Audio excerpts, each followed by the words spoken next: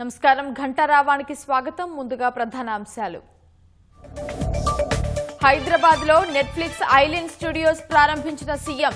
Fortune 500 కంపెనీల్ని future సిటీకి రప్పిస్తానన్న రేవంత్ రెడ్డి. వెలుగుమట్లలో నూతన ఇళ్లకు మంత్రి తుమ్మల శంకుస్థాపన. మాఫియా ఆగడాల్ని అడ్డుకునేందుకే ఇల్లు తొలగించామన్న మంత్రి. హైదరాబాద్ లో 2500 కిలోల కల్తీ పెరుగు స్వాధీనం. పాలలో కాస్టిక్ సోడా వినియోగించి తయారు చేస్తున్నట్లు గుర్తింపు. దాడులు ప్రతిదాడులతో దద్దరిల్లుతున్న మధ్యప్రాచ్యం. 6 చమురు రవాణా నౌకలపై విరుచుకుపడ్డ ఇరాన్.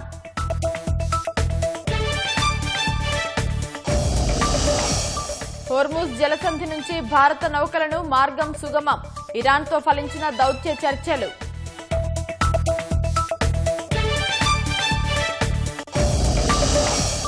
ఇంధన సరఫరాలో ఎలాంటి కొరత లేదన్న హర్దీప్ సింగ్ పురి.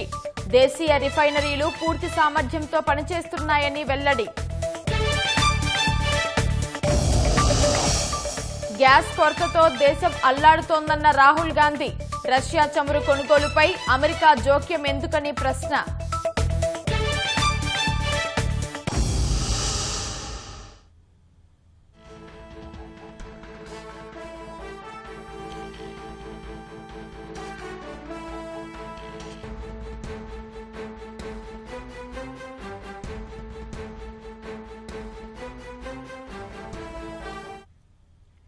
ఇరాన్ నూతన సుప్రీం లీడర్ గా తొలిసారి ప్రకటన విడుదల చేసిన ముజ్తఫా ఖమేనీ గల్ఫ్లోని అమెరికా సైనిక స్థావరాలను తక్షణం మూసివేయాలని డిమాండ్ చేశారు. గల్ఫ్లోని అమెరికా సైనిక స్థావరాలు మూసివేయకపోతే దాడులు తప్పవని ముజ్తఫా ఖమేనీ హెచ్చరించారు. హర్ముజ్ జలసంధి మూసివేత కొనసాగుతుందని స్పష్టం చేసిన ఆయన శత్రువులపై ఒత్తిడి పెంచేందుకు హర్ముజ్ మూసివేత తప్పదని తెలిపారు.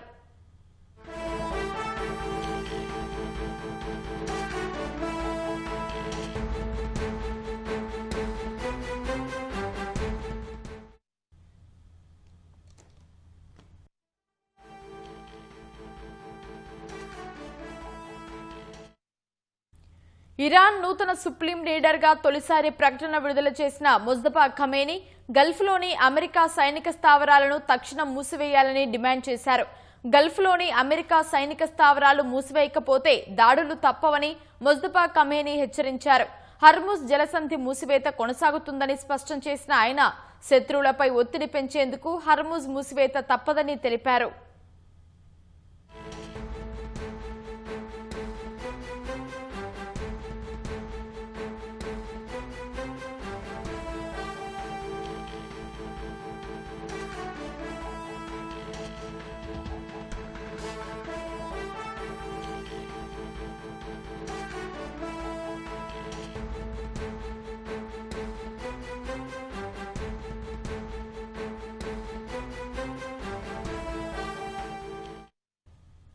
ఇరాన్ నూతన సుప్రీం లీడర్ గా తొలిసారి ప్రకటన విడుదల చేసిన ముజ్తఫా ఖమేనీ గల్ఫ్లోని అమెరికా సైనిక స్థావరాలను తక్షణం మూసివేయాలని డిమాండ్ చేశారు. గల్ఫ్లోని అమెరికా సైనిక స్థావరాలు మూసివేయకపోతే దాడులు తప్పవని ముజ్తఫా ఖమేనీ హెచ్చరించారు. హర్ముజ్ జలసంధి మూసివేత కొనసాగుతుందని స్పష్టం చేసిన ఆయన శత్రువులపై ఒత్తిడి పెంచేందుకు హర్ముజ్ మూసివేత తప్పవని తెలిపారు. హైదరాబాద్ నానక్రామ్ గూడలో మెడికవర్ ఆసుపత్రిని ప్రారంభించిన తర్వాత సీఎం రేవంత్ రెడ్డి మాట్లాడుతున్నారు. ప్రత్యక్ష ప్రసారం ద్వారా చూద్దాం. నేను హాజరైన ఎందుకు ప్రతి ప్రారంభోత్సవ కార్యక్రమానికి నేను హాజరవుతున్నా అంటే యంగర్ జనరేషన్ని కమిట్మెంట్ కన్విక్షన్తో వృత్తిని నిర్వహిస్తున్న వాళ్ళని గుర్తించాలి, ప్రోత్సహించాలి అనేది తెలంగాణ రాష్ట్ర ప్రభుత్వం యొక్క విధానము. ఆ విధానానికి లోబడి ఈరోజు మీరు నిర్వహిస్తున్నందుకు మిమ్మల్ని మనస్ఫూర్తిగా నేను అభినందిస్తున్న తెలంగాణ రాష్ట్ర ప్రభుత్వం తరఫున. ఈ దేశంలో ముఖ్యంగా హైదరాబాద్ నగరానికి ఒక ప్రత్యేకత ఉన్నది. చాలామందికి చాలా విషయాలు తెలిసి ఉన్నా సమయానికి గుర్తురావు. ఈరోజు ఈ దేశంలోనే కాదు ప్రపంచంలోనే ఫార్మా బల్క్ డ్రగ్స్లో హైదరాబాద్కి ఒక ప్రత్యేకమైన స్థానం ఉంది. ఈ దేశం ఉత్పత్తి చేసే బల్క్ డ్రగ్స్లో అవర్ షేర్ ఈజ్ 40%. హైదరాబాద్ నుంచి ఈరోజు బల్క్ డ్రగ్స్ ఉత్పత్తిలో 40% మన రాష్ట్రము మన నగరం యొక్క వాటా ఉన్నది అని అంటే, అదేవిధంగా మన ప్రపంచమే ఒక సంక్షోభాన్ని ఎదుర్కొన్నది. కోవిడ్ 2019 కోవిడ్ ఎలా ఉంటుందో, ఎలా వస్తుందో, ఎవరికి వస్తుందో, దీన్ని ఎవరు పరిష్కరించగలరో అని ఎవరికీ అర్థం కాని పరిస్థితిలో ప్రపంచంలో 4 కోవిడ్ వ్యాక్సిన్స్ని ఉత్పత్తి చేస్తే out of 4 Covid vaccines 3 we have produced from Hyderabad, from Genome Valley. This is biggest achievement for us. We can say proudly, yes, our Hyderabad is hub for medical and health, pharma and drugs. So, ఇంత గొప్ప పేరు రావడానికి కారణం కొంచెం వెనక్కి వెళ్ళి లోతుగా విశ్లేషిస్తే 1960s నుంచి 1970s మధ్యలో ఆనాటి ప్రధానమంత్రులు నెహ్రూ గారి తర్వాత ఈ దేశ ప్రధానమంత్రిగా బాధ్యతలు చేపట్టిన శ్రీమతి ఇందిరాగాంధీ గారు ఐడిపిఎల్ని ఇక్కడ ప్రారంభించడం వల్ల, రీసెర్చ్ అండ్ డెవలప్మెంట్ ఇక్కడ జరగడం వల్ల ఈరోజు నాకు తెలిసినంత వరకు ప్రైవేట్ కార్పొరేట్స్ ఏవైతే అత్యంత గుర్తింపు పొందిన రెడీ ల్యాబ్స్ లాంటి సంస్థల యజమానులు ఈ ఐడిపిఎల్ సంస్థలో వాళ్ళు గతంలో బాధ్యతలు నిర్వహించిన వాళ్ళే.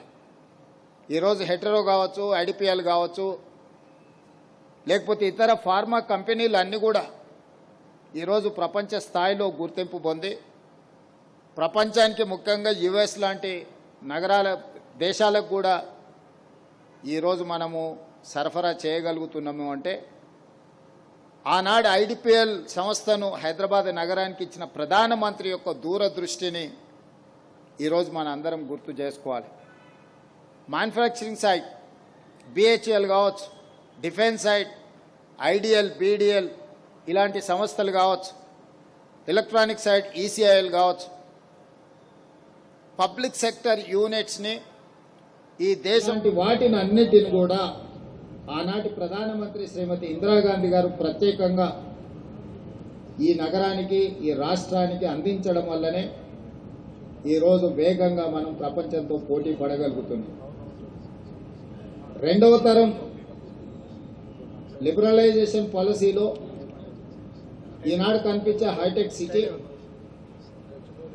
ఆనాడు నేదురుమల్ జనార్దన్ రెడ్డి, పివి నరసింహారావు గారు మొట్టమొదట పునాది రాయి వేసింది. ఆ కార్యక్రమం ముందుకు జరగకపోవడం వల్ల మళ్ళీ అటల్ బిహారీ వాజ్పేయి గారు ఉన్నప్పుడు నారా చంద్రబాబు నాయుడు గారు హైటెక్ సిటీని తిరిగి ఆ పనులను ప్రారంభించి ఈరోజు హైటెక్ సిటీని మనకు అందియడం వల్ల ఈరోజు దేశంలోనే కాదు ప్రపంచంలోనే ఒక ఐటీ హబ్గా ఈరోజు తెలంగాణ రాష్ట్రము హైదరాబాదు రాణించగలుగుతుంది. ఈరోజు సిలికాన్ వ్యాలీ వెళ్తే హైదరాబాద్లోనన్నా ఐటీ హబ్కు పోతే ఇంగ్లీష్లో మాట్లాడుకునే వాళ్ళు కనిపిస్తారేమో, కానీ సిలికాన్ వ్యాలీకి వెళ్తే ఎవ్రీ ఆల్టర్నేట్ పర్సన్ ఎవరిని కదిలించినా తెలుగులో మాట్లాడుకునేంత గొప్పగా ఈరోజు మనం రాణించగలిగినము అని అంటే ప్రధానంగా ఆనాటి ముఖ్యమంత్రులు, ప్రధానమంత్రులు ఒక విజన్ తోటి, ఒక పాలసీతోటి, ఒక విధానపరమైన నిర్ణయాలలో ఒక స్పష్టతతో కూడుకున్న నిర్ణయాలు తీసుకోవడం వల్లనే ఈ అభివృద్ధి సాధించగలిగినాం.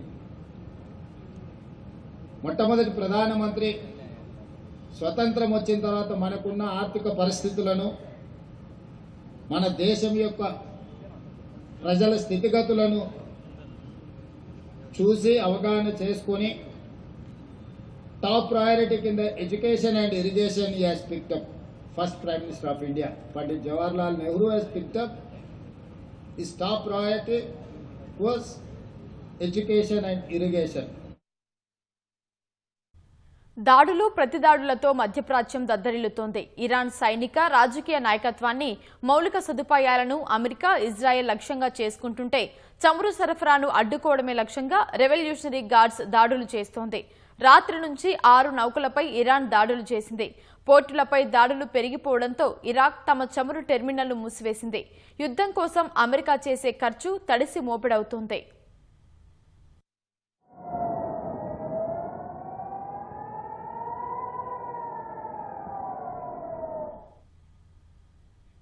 ఇజ్రాయెల్ మధ్యప్రాచ్యంలోని అమెరికా సైనిక స్థావరాలపై ఆపరేషన్ ట్రూ ప్రామిస్ 4లో భాగంగా 40వ విడత దాడులు నిర్వహించినట్లు ఇరాన్ గురువారం ప్రకటించింది.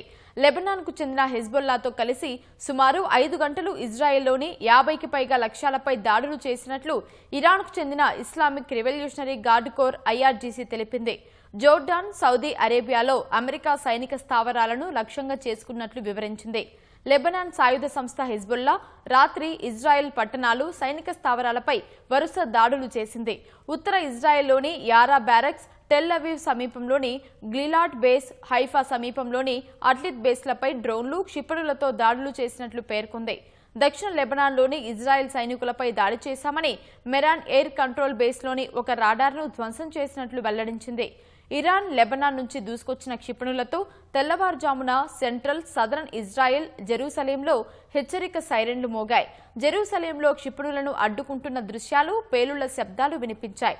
రాత్రంతా టెహ్రాన్, పశ్చిమ ఇరాన్ను లక్ష్యంగా చేసుకుని వైమానిక దాడులు చేసినట్లు ఇజ్రాయెల్ డిఫెన్స్ ఫోర్సెస్ ఐడీఎఫ్ తెలిపింది. ఈ దాడుల్లో ఐఆర్జీసీ ప్రధాన కార్యాలయం, వైమానిక దళ కమాండ్ సెంటర్లు, బాలిస్టిక్ క్షిపణి నిల్వ కేంద్రాలు, తయారీ యూనిట్లను ధ్వంసం చేసినట్లు పేర్కొంది. ఇజ్రాయెల్, అమెరికా దాడుల్లో ఇరాన్లో 32 లక్షల మంది తమ నివాసాలను వదిలి ఇతర ప్రాంతాలకు తరలి వెళ్లారని ఐక్యరాజ్య సమితి తెలిపింది. ఇజ్రాయెల్ దళాలు లెబనాన్లోని బీరూట్ తీర ప్రాంతంపై బాంబుల వర్షం కురిపించాయి. ఈ దాడిలో కనీసం 8 మంది మరణించగా 31 మంది గాయపడ్డారు.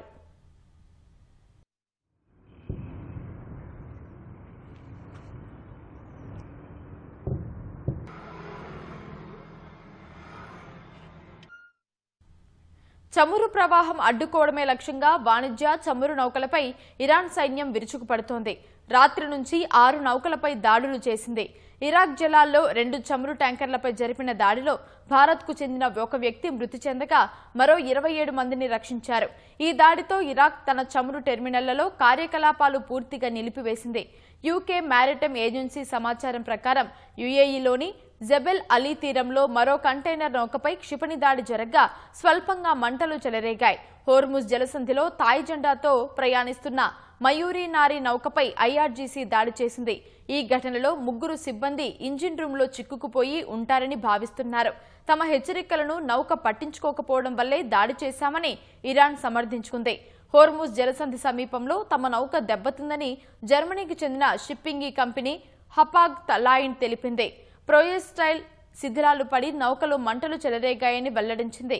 ఇక నుంచి గల్ఫ్ దేశాలకు కార్గో బుకింగ్స్ ను నిలిపివేస్తున్నట్లు వివరించింది.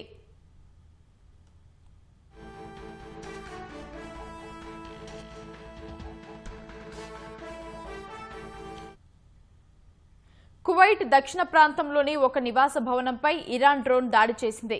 ఈ ఘటనలో 2 గాయపడ్డారు. భవనం పాక్షికంగా దెబ్బతిన్నట్లు కువైట్ రక్షణ శాఖ తెలిపింది. మరికొన్ని డ్రోన్లను కూల్చివేసినట్లు వెల్లడించింది. దుబాయ్లో డ్రోన్ కారణంగా తలెత్తిన మంటలను అదుపు చేసినట్లు అధికారులు తెలిపారు. తమ గగనతలంలోకి దూసుకొచ్చిన క్షిపణులు, డ్రోన్లను కూల్చివేసినట్లు యుఏఈ తెలిపింది. బ్యాంకులను లక్ష్యంగా చేసుకుంటామన్న ఇరాన్ హెచ్చరికలతో యుఏఈలోని తమ శాఖలను సిటీ బ్యాంక్ మూసివేసింది.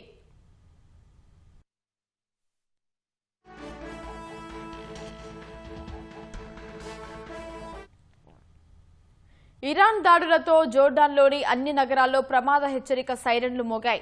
తమ దేశంలోని షైబా చమురు క్షేత్రం, దౌత్య కార్యాలయాలు ఉన్న ప్రాంతం లక్ష్యంగా దూసుకొచ్చిన 18 డ్రోన్లు కూల్చివేసినట్లు సౌదీ అరేబియా ప్రకటించింది.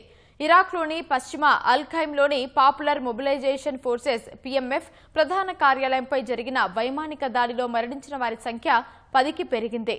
ఇరాక్లోని అమెరికా సైనిక స్థావరాలపై తాము 7 దాడులు చేశామని ఇరాకీ సాయుధ గ్రూప్ సరయా అవ్లియా అల్ దమ్ ప్రకటించింది.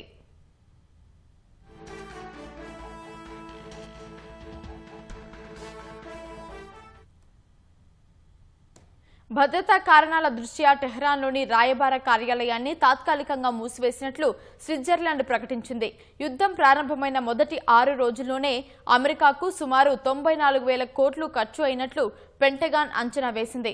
ఇది కేవలం ప్రాథమిక అంచనా మాత్రమేనని, అసలు ఖర్చు ఇంకా ఎక్కువగా ఉంటుందని సమాచారం.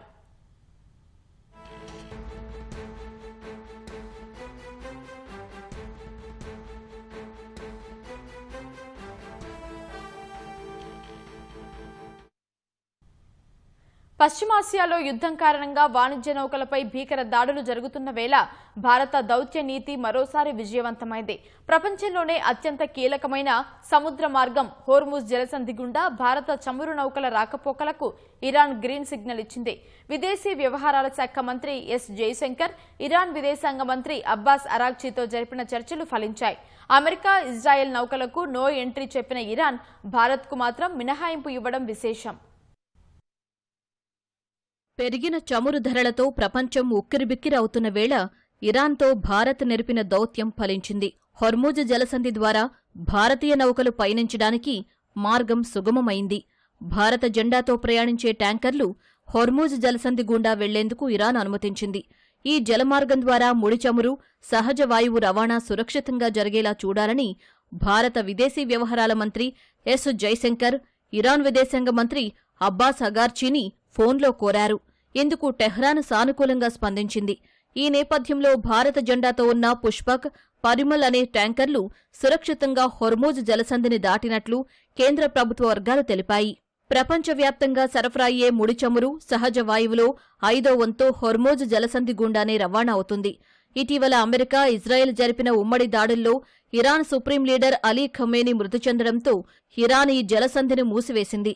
తమ అనుమతి లేకుండా వచ్చే నౌకలపై దాడులు చేస్తామని ఇరాన్ హెచ్చరించింది. చెప్పినట్లే పలు నౌకలపై ఇరాన్ దాడులకు పాల్పడింది. ఈ తరుణంలో అప్రమత్తమైన భారత్ ఇరాన్తో దౌత్యపరమైన చర్చలు జరిపింది. ఫలితంగా భారత్కు చెందిన చమురు, ఎల్పీజీ నౌకల ప్రయాణానికి ఎలాంటి ఆటంకం లేకుండా ఇరాన్ అధికారులు అనుమతించారు. ఇదే సమయంలో రష్యా విదేశాంగ మంత్రి సెర్గీ లావ్రోవ్, ఫ్రాన్స్ మంత్రి జీన్ నోయెల్ బారోడ్తో కూడా జైశంకర్ సంప్రదింపులు జరిపారు. పశ్చిమాసియాలో ఉద్రిక్తతల నేపథ్యంలో సముద్ర మార్గంలో వాణిజ్యాన్ని, తమ నౌకలను, నావికులను రక్షించుకోవడానికి భారత్ మరింత అప్రమత్తమైంది. సముద్ర భద్రతను పటిష్టం చేసేందుకు భారత నౌకాదళం ఆపరేషన్ సంకల్ప్ ద్వారా రంగంలోకి దిగింది. అరేబియా సముద్రం, గల్ఫ్ ఆఫ్ ఒమన్ ప్రాంతాల్లో అత్యాధునిక గైడెడ్ మిసైల్ డెస్ట్రాయర్లు, ఫ్రిగేట్లను రంగంలోకి దించింది. హొర్ముజ్ జలసంధి సమీపంలో ఎన్నో వాణిజ్య నౌకలు నిలిచిపోయిన నేపథ్యంలో ఆ నౌకలు సురక్షితంగా గమ్యం చేరుకునేలా నౌకాదళ ఎస్కార్ట్ కల్పించే యోచనలో కేంద్ర ప్రభుత్వం ఉంది. సరకు రవాణాతో పాటు నౌకల్లో పనిచేస్తున్న వందలాది మంది భారతీయ నావికుల భద్రత కేంద్రానికి ఇప్పుడు అత్యంత ప్రాధాన్యతగా మారింది. పెర్షియన్ గల్ఫ్, దాని పరిసర ప్రాంతాల్లో ఉన్న డజన్ల కొద్దీ నౌకలు, అందులో ఉన్న భారత నావికుల పరిస్థితిని కేంద్ర అధికారులు, భారత రాయబార కార్యాలయాలు 24 గంటల పాటు నిశితంగా పర్యవేక్షిస్తున్నాయి. దేశంలో గృహ వినియోగ సిలిండర్ల సరఫరాకు ఎలాంటి ఇబ్బందులు లేవని కేంద్ర పెట్రోలియం శాఖ మంత్రి హర్దీప్ సింగ్ పురి తెలిపారు. లోక్సభలో ఎల్పీజీని అంశంపై స్పందించిన ఆయన పరిస్థితులను చక్కదిద్దుతున్నామని చెప్పారు. పెట్రోల్, డీజిల్, ఏటీఎఫ్ సరఫరాలలో ఎలాంటి కొరత లేదని స్పష్టం చేశారు. దేశీయ రిఫైనరీలు పూర్తి సామర్థ్యంతో పనిచేస్తున్నాయన్నారు. 60% ఎల్పీజీని మనం గల్ఫ్ దేశాల నుంచి దిగుమతి చేసుకుంటున్నట్టు హర్దీప్ సింగ్ పేర్కొన్నారు. సిలిండర్ల సరఫరాలో ఆసుపత్రులు, విద్యాసంస్థలకు ప్రాధాన్యత ఇస్తున్నామన్నారు. సిలిండర్ బుకింగ్కు నగరాల్లో 25, గ్రామాల్లో 45 రోజుల గడువు విధించినట్టు వెల్లడించారు. వాణిజ్య సిలిండర్లు బ్లాక్ మార్కెట్లు విక్రయిస్తే కఠిన చర్యలు తీసుకుంటామని హెచ్చరించారు. హోర్ముజ్ జలసంధి నుంచి నౌకలు ఆగిపోవడం ఇదే తొలిసారని, ప్రపంచం ఇలాంటి చమురు సంక్షోభం ఎన్నడూ చూడలేదని హర్దీప్ సింగ్ తెలిపారు. వచ్చే 10 ఏళ్లలో ఫార్చ్యూన్ 500 కంపెనీల్లోని ప్రతి సంస్థను భారత్ ఫ్యూచర్ సిటీకి రప్పిస్తానని ముఖ్యమంత్రి రేవంత్ రెడ్డి స్పష్టం చేశారు. హైదరాబాద్లో ప్రముఖ ఓటీటీ సంస్థ నెట్ఫ్లిక్స్ కు చెందిన ఐలైన్ స్టూడియోస్ కార్యాలయాన్ని ఆయన ప్రారంభించారు. హైదరాబాద్కు నెట్ఫ్లిక్స్ వచ్చిందంటే హాలీవుడ్ వచ్చినట్టేనని సీఎం ఈ సందర్భంగా ధీమా వ్యక్తం చేశారు. హైదరాబాద్లో పెట్టుబడి పెట్టే ప్రతి సంస్థకు పూర్తి ప్రభుత్వ సహకారం ఉంటుందని రేవంత్ ప్రకటించారు. హైదరాబాద్ హైటెక్ సిటీలో ప్రముఖ ఓటీటీ సంస్థ నెట్ఫ్లిక్స్ కు చెందిన ఐలైన్ స్టూడియోస్ ను ముఖ్యమంత్రి రేవంత్ రెడ్డి ప్రారంభించారు. ఈ కార్యక్రమానికి తెలంగాణ పరిశ్రమల శాఖ మంత్రి Sridhar Babu, eye line CEO Jeff షఫీరో, ప్రముఖ నటుడు, నిర్మాత రానా దగ్గుబాటి, ఎఫ్డీసీ చైర్మన్ దిల్ రాజు హాజరయ్యారు. హైదరాబాద్కు నెట్ఫ్లిక్స్ వచ్చిందంటే హాలీవుడ్ వచ్చినట్టే అని సీఎం ఈ సందర్భంగా ధీమా వ్యక్తం చేశారు. ఈరోజు టాలీవుడ్ నుంచి హాలీవుడ్ నెట్ఫ్లిక్స్ వచ్చింది అని అంటే హాలీవుడ్ వచ్చేసినట్టే. This the stepping stone for my dream. I have told many times with my colleagues and my friends, this is the place for not Tollywood, Collywood, Bollywood. I have been focusing on Hollywood. So today I'm happy to announce that if Netflix is here, I can say authoritatively the Hollywood is here. So my dream is going to come true. Sincerely, I'm welcoming Netflix and Eyeline CEO Mr. Jeff. We are there to support. వచ్చే 10 ఏళ్లలో fortune 500 కంపెనీల్లోని ప్రతి సంస్థను భారత future సిటీకి రప్పిస్తానని ప్రధాని మోదీకి చెప్పినట్టు ముఖ్యమంత్రి రేవంత్ రెడ్డి తెలిపారు. ఈ సందర్భంగా తెలంగాణ అభివృద్ధి ప్రణాళికలను గుర్తు చేసిన సీఎం 2047 నాటికి $3 ట్రిలియన్ ఆర్థిక వ్యవస్థగా రాష్ట్రాన్ని తీర్చిదిద్దుతామని పేర్కొన్నారు. If you are going to expand your Eyeline, so I have told my minister to allot a reasonable size of land to construct your corporate office, not in US, maybe I don't know where is your corporate office. You have to relocate your corporate office to my Bharat Future City. Why? Because I have told openly with my Prime Minister, Fortune 500 companies, next 10 years I am going to attract every company. Out of 500, I am going to attract to establish in my Bharat Future City. So that is what my dream. Netflix కు future సిటీలో అన్ని రకాల మౌలిక సదుపాయాలు కల్పిస్తామని మంత్రి శ్రీధర్ బాబు హామీ ఇచ్చారు. So ultimate objective of our government is to create a talent pool, the global talent pool in all streams of our progress and economy. And we always see that, this either it VFX or what you rightly said in terms of animation or visual effects or in the gaming or in the comics. This will propel Indian economy to and also the state economy to the next level. హైదరాబాద్కు island studio రావడం సంతోషంగా ఉందని ప్రముఖ నటుడు, నిర్మాత దగ్గుబాటి రానా అన్నారు. ఇలాంటి స్టూడియోల వల్ల నటులు, దర్శకులు, నిర్మాతలకు భవిష్యత్తులో ఎంతో ఉపయోగం ఉంటుందని అభిప్రాయపడ్డారు. The filmmakers out of Hyderabad, the producers out of Hyderabad, ఒక ఇండస్ట్రీకి లిమిట్ ఉంటే ఆ లిమిట్ దాటి constantly they've kept fighting and put the bar so high. So all the films that you spoke about, whether it's Kalki, Bahubali, RRR, all of them happened out of this place, and with majority artists that have worked and built in Hyderabad itself. So I think with all this push and the fact that Eyeline here is coming with Netflix that has supported us in a huge, phenomenal way, I'd like to welcome all of you all. I'd like to say that it's a great future for every single one who wants to be an artist, who wants to work in the movies, or who wants to work in storytelling. Premier global VFX virtual production hub అయిన Eyeline స్టూడియోస్లో practical film making అత్యాధునిక టెక్నాలజీతో రూపుదిద్దుకోనుంది. కేవలం OTT నిర్వహణ మాత్రమే కాకుండా అత్యాధునిక టెక్నాలజీతో కూడిన ప్రొడక్షన్ పనులకు వేదిక కానుంది. మన దేశంలో ముంబై తర్వాత ఏర్పాటైన ఈ కార్యాలయం ద్వారా హైదరాబాద్ నగరం gaming and comics, animation, visual effects రంగం మరింత పటిష్టం కానుందని సర్కారు భావిస్తోంది.